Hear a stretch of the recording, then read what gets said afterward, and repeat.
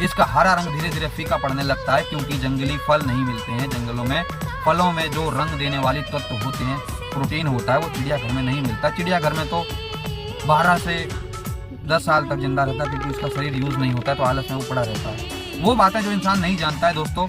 अब वो हिस्सा जो पूरी कहानी को सबसे अलग बनाता है। पहली बात, हरियल जंगल का बीज बोने वाला पक्षी। हरियल जो फल खाता है उसके बीज उसके पेट से साबुत निकलते हैं, मतलब जहाँ जहाँ हरियल उड़ता है वहाँ बीट करता हुआ चलता है, यानी कि बीज गिरते हैं तो वो नए पेड़ उगने के लिए तैयार हो जाते हैं। इसके हरे रंग का राज ये है कि हरियल हरा रंग नहीं होता, ये नकली नहीं होता, ये उसके खाने से आता है। जंगली फलों में एक खास चीज होती है जो उसके पंखों को हरा बनाती है। अगर वो कहीं फल ना खाए तो ये रंग फीका पड़ जाता है, यानी इसका रंग उसकी सेहत का आईना है। तीसरी, गूलर के पेड़ का रिश्ता। ये चुप रहने का माहिर है। झुंड में एक वफादार हमेशा जागता रहता है। नर का रंग मादा से अलग होता है, थोड़ा सा डिफरेंट होता है।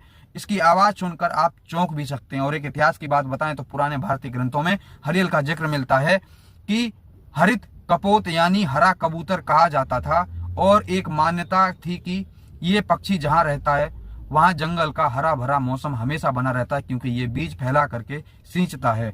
बात करते हैं बुढ़ापे की। जब हरियल बूढ़ा होने लगता है तो सबसे पहले कमजोर होते हैं उसके पंजे।